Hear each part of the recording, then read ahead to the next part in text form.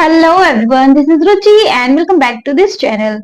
आज इस वीडियो में हम स्टार्ट करने वाले हैं अपना नया chapter which is chapter number 6 triangle. So देखो, ये एक हमारा इंट्रोडक्शन वीडियो रहने वाला है।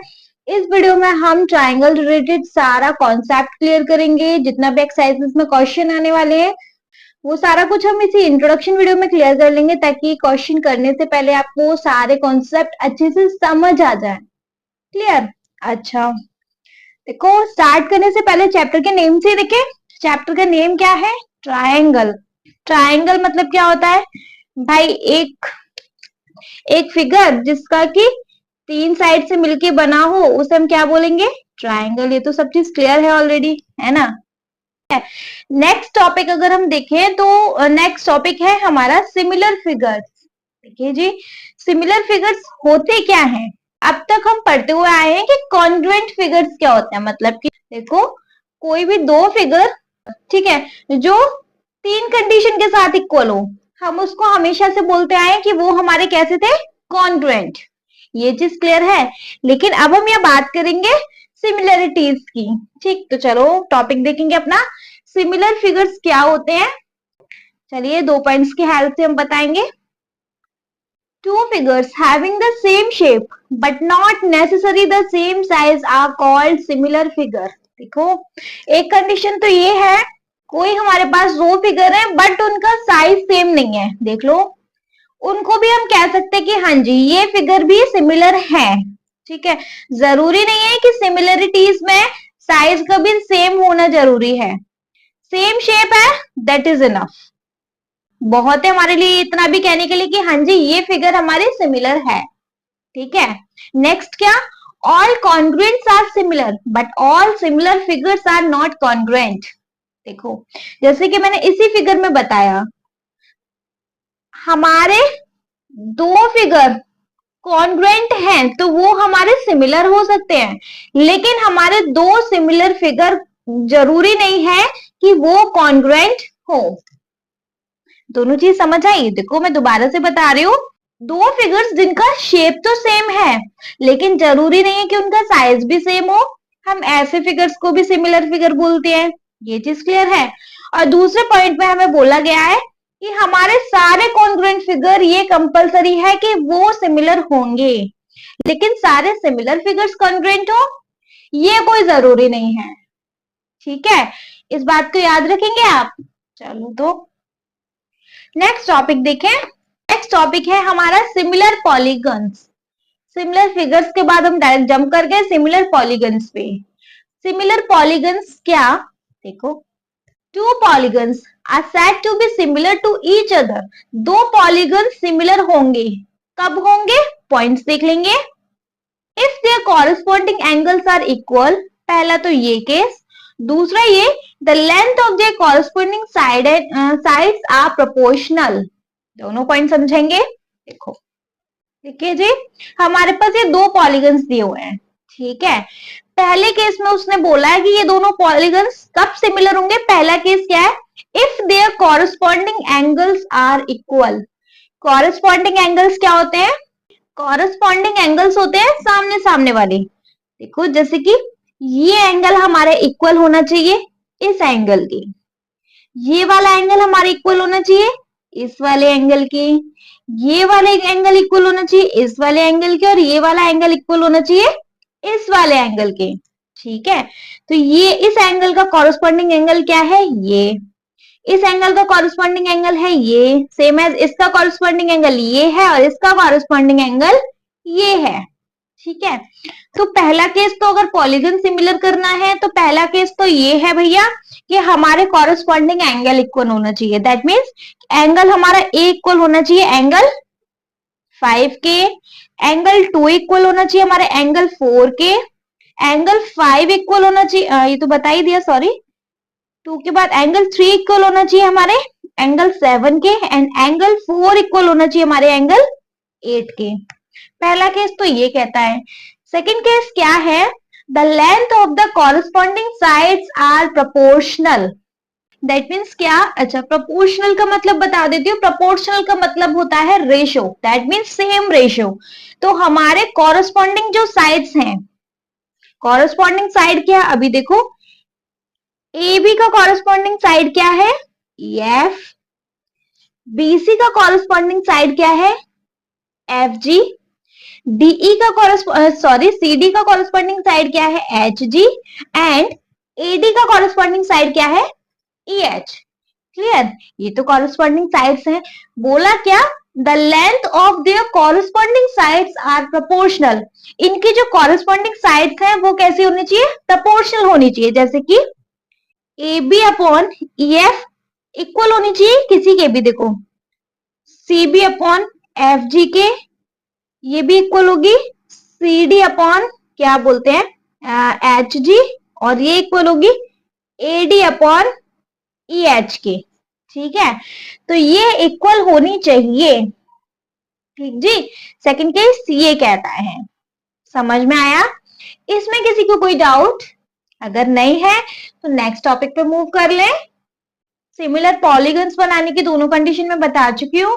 ठीक है, अच्छा नेक्स्ट टॉपिक पे मूव करने से पहले जिन लोगों ने मेरा चैनल अभी तक सब्सक्राइब नहीं किया वो प्लीज मेरे चैनल को अब भी सब्सक्राइब कर ले, क्योंकि यहाँ मैं आपको पूरा सिलेबस एनसीईआरटी का कराने वाली हूँ, आर डी शर्मा का कराने वाली हूँ, रिविजन्स कराने वाली हूँ, पीवाईक्यू सॉल्व कराऊंगी।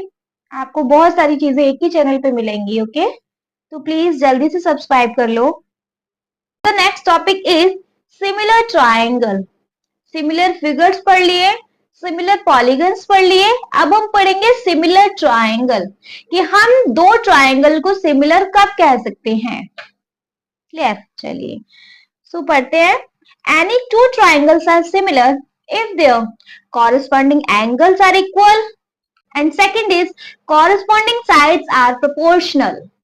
सेम चीज पॉलीगन के जैसी है। देखो हमारे पास यहाँ दो ट्राइंगल्स हैं,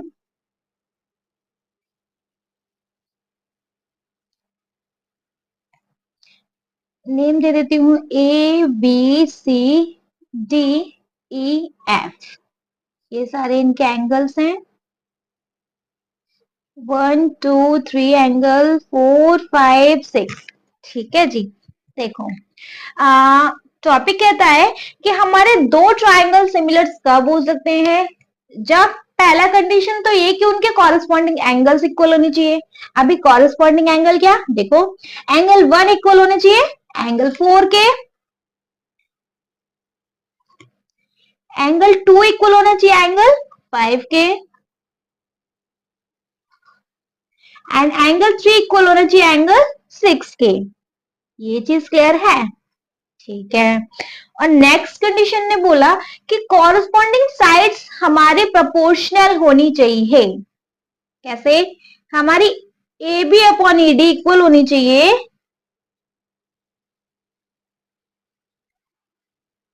बीसी अपॉन ई एफ के, बीसी अपॉन ई एफ, और वो भी इक्वल होनी चाहिए हमारी एसी अपॉन एफ डी के।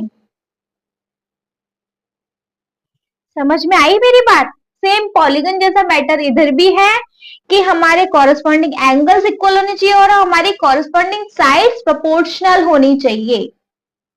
आ गया ये चीज समझ में। बाकी का देखो मैं क्वेश्चंस कराऊंगी, अभी अगर नहीं समझ में आ रहा हो तो कोई दिक्कत नहीं है, इतना अपना जो सर भारी करने की जरूरत नहीं है। मैं क्वेश्चंस कराऊंगी तो वहां अच्छे से ये सारी चीजें और समझ में आ जाएंगी, है ना। चलिए मूव कर लेते हैं अपने नेक्स्ट टॉपिक पे। देखिए हमारा नेक्स्ट टॉपिक क्या है, थ्योरम 6.1। चलो थ्योरम 6.1 पे मूव करें। सो थ्योरम 6.1 कहती है, if a line is drawn parallel to one side of a triangle to intersect the other two sides in distinct point, the other two sides are divided in the same ratio। मतलब क्या है, इसमें तो language में तो बड़ा घुमा फिरा के पता नहीं क्या कचर पचर कर दिया। मैं आपको सीधा सीधा समझाऊं। अच्छा एक चीज और, हम इस थ्योरम को थेल्स थ्योरम और बेसिक प्रोपोर्शनल थ्योरम भी कहते हैं। दैट मीन्स हम बीपीटी भी कहते हैं। आप एक्सरसाइज करोगे तो मैं बार बार बीपीटी बीपीटी बोलूंगी तो आप कंफ्यूज नहीं होइएगा। हम इस थ्योरम को बीपीटी भी कहते हैं और थेल्स थ्योरम भी कहते हैं। ठीक है जी, ये चीज क्लियर कर दी। चलो अब इस थ्योरम में है क्या बेसिक वो देखते हैं। थ्योरम ने बोला एक हमारा ट्रायंगल है, पहले तो इस ट्राइंगल में हम एक पैरेलल लाइन ड्रॉ करते हैं। ठीक है, तो हम एक यहाँ पैरेलल लाइन ड्रॉ कर देते हैं। वो हमारी वो हमारी दो साइड को इंटरसेक्ट करती है, इंटरसेक्ट कर रही है, इस साइड को भी, इस साइड को भी। ठीक है, the other two sides are divide in the same ratio. That means क्या है, बहुत सिंपल सिंपल सा सुन लो। अच्छा, पहले मैं नेमिंग और कर दूं, A B C P Q. देखो, यहाँ हमें ये चीज बताई गई है कि हमारा ये साइड इक्वल है इस साइड के, ये चीज क्लियर है। अगर हमारी ए बी इक्वल है ए सी के, अगर हमारी ये लाइन इक्वल है इस लाइन के, और हमारे ट्राइंगल में एक पैरेलल लाइन ड्रॉ है बीसी से, पी क्यू पैरेलल है बीसी के, तो ये जो पैरेलल लाइन है वो क्या कर रही है, दोनों को अलग अलग लाइंस बना रही है ना। तो हम कह सकते हैं कि हमारा एपी इक्वल होना चाहिए ए क्यू के, और बीपी इक्वल होना चाहिए क्यूसी के। ठीक है, इस थ्योरम के अकॉर्डिंग हम कह सकते हैं कि हमारा एपी अपॉन पीबी हमेशा इक्वल होगा ए क्यू अपॉन क्यूसी के। ठीक है, ये चीज समझ में आ गई, बस इस थ्योरम में यही है। ठीक है, अच्छा एक चीज और हम यहाँ एक कॉलरी और नोट करते हैं कि हमारा एपी अपॉन एबी, ये भी हम आगे एक्सरसाइज करेंगे तो वहां भी इस चीज को हम यूज करेंगे, इसलिए मैं आपको बता रही हूँ।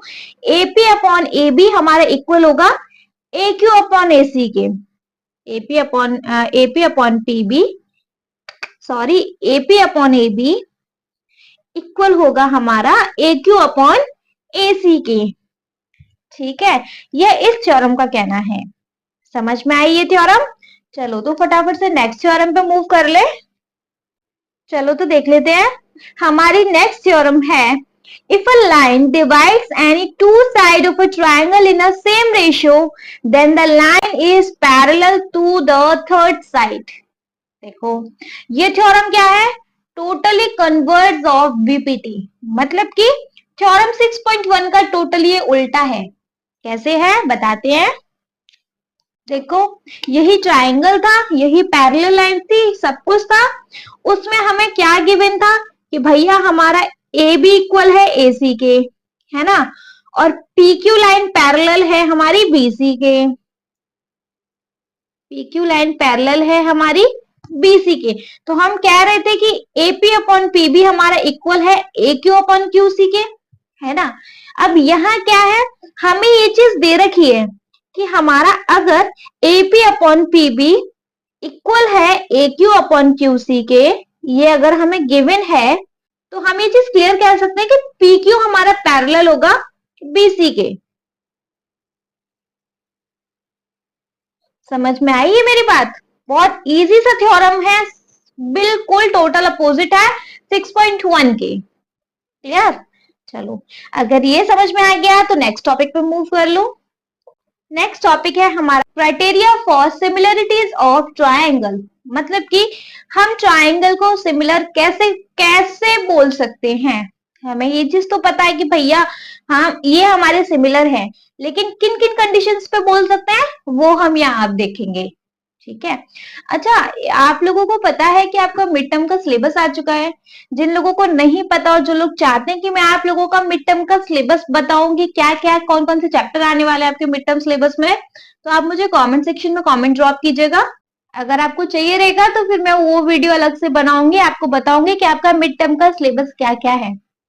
ओके, चलिए जी बताते हैं कि हमारा ट्राइंगल को सिमिलर बनाने का पहला क्राइटेरिया क्या है, जो कि हमारे थ्योरम 6.3b है। ठीक है, सो चलो रीड करते हैं। If in two triangle corresponding angles are equal then their corresponding sides are in the same ratio or proportion and hence the two triangle are similar। बोला क्या कि देखिए, उसने बोला if in two triangle corresponding angle are equal, अगर दो triangle में हमारे कॉरस्पॉन्डिंग एंगल्स इक्वल हैं तो हम कह सकते हैं कि corresponding side in a same ratio, देखो फर्स्ट क्राइटेरिया के लिए हमारे पास क्या जरूरी है कि हमारे कॉरस्पॉन्डिंग एंगल्स इक्वल होने चाहिए, मतलब कि ये इसके इक्वल, ये इसके इक्वल, और ये वाला एंगल इस वाले एंगल के इक्वल, प्लस हमारे पास कॉरस्पॉन्डिंग साइड्स क्या होनी चाहिए, सेम प्रोपोर्शनल में होनी चाहिए। दैट मीन्स ये साइड अपॉन ये साइड इक्वल होनी चाहिए, ये साइड अपॉन ये साइड के, प्लस ये भी इक्वल होनी चाहिए इस साइड के।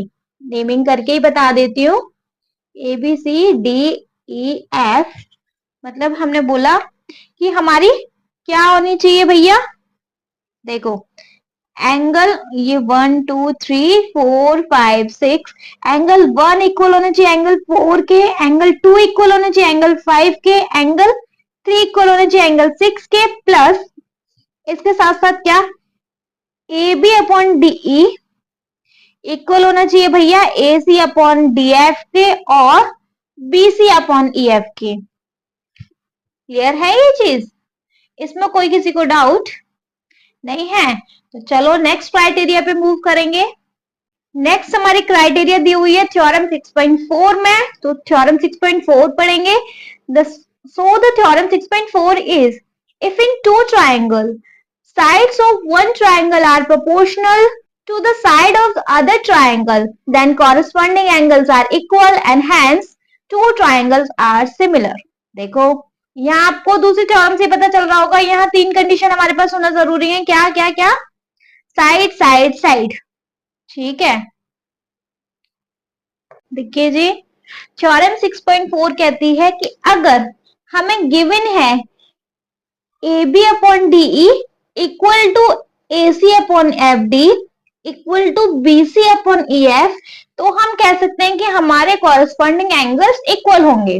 हमारा अगर हमें गिवन है, आप ऐसे समझ लो कि अगर हमें गिवन है A B upon D E is equal to A C upon D F is equal to B C upon E F, अगर हमें ये चीज गिवन है तो हम कह सकते हैं कि भैया हमारा एंगल 1 इक्वल होगा एंगल 4 के, एंगल 2 इक्वल होगा एंगल 5 के, एंगल 3 इक्वल होगा एंगल 6 के। सेम उल्टा कर दो, थ्योरम 6.3। 6.3 में क्या था कि अगर हमें कॉरस्पॉन्डिंग एंगल्स इक्वल दिए हुए हैं तो हम कह सकते हैं कि हमारी कॉरस्पॉन्डिंग साइड्स क्या होंगी, प्रोपोर्शनल होंगी, ठीक है। थ्योरम 6.3 का ये कहना था। अब ये उसकी बिल्कुल अपोजिट है, यहां दे रखा है कि अगर हमारे कॉरस्पॉन्डिंग साइड्स प्रोपोर्शनल है तो हम कह सकते हैं कि हमारे कॉरस्पॉन्डिंग एंगल्स इक्वल होंगे। समझ में आ गया ये चीज? चलो तो फटाफट से लास्ट अपने टॉपिक पे मूव कर लें, जो कि है थ्योरम 6.5। हमारे थ्योरम 6.5 है, if one angle of triangle is equal to the angle of the other triangle, then the side include these angles are proportional, then the two triangle are similar। okay जी, theorem ने बोला if one angle of triangle is equal to the other angle of triangle, अगर हमारा एक angle दूसरे angle के equal होता है कॉरस्पॉन्डिंग एंगल्स में, तो देखो इस एंगल से दो साइड्स निकल रही हैं, एक ये वाली साइड और एक ये वाली साइड, सेम एज अगर ये वाली साइड और ये वाली साइड। अच्छा मैं ढंग से बताती हूँ, ये एंगल 1 है, ये एंगल 2 है, A B C D E F. देखो अगर हमें ये चीज गिवन है कि एंगल 1 इक्वल है एंगल 2 के, तो इसके देखो इससे जो साइड्स निकल रही हैं इस एंगल से, कौन कौन सी, ए सी और ए बी है ना, तो यहाँ इस वाले एंगल से निकल रही है ई डी और डी एफ, तो ये हमारी साइड्स कैसी होंगी, प्रोपोर्शनल होंगी। क्लियर? क्या हो गया, A B upon D F हमारी इक्वल होगी A C upon F D के, नहीं सॉरी गलत बोला, A B upon E D equal होगी हमारी A C upon D F के। समझ में आया? अगर हमारा एक एंगल इक्वल है और उससे दो साइड्स इंक्लूड्स निकल रही हैं, तो वो हमारी दोनों साइड्स कैसी होंगी, प्रोपोर्शनल होंगी, तब हम कह सकते हैं कि हमारा ट्रायंगल सिमिलर है। Is it clear? इस चैप्टर में बताने के लिए इससे ज्यादा और कुछ नहीं है, बहुत इजी सा कॉन्सेप्ट है। बाकी का एक्सरसाइजेस करेंगे तो अच्छे से समझ आ जाएगा। आई होप आपको ये इंट्रोडक्शन वीडियो पसंद आया होगा। कोई डाउट है, कुछ प्रॉब्लम है, आप प्लीज मुझे कमेंट सेक्शन में कमेंट करके पूछ लेना, मैं रिप्लाई जरूर करूंगी। Okay, thank you so much.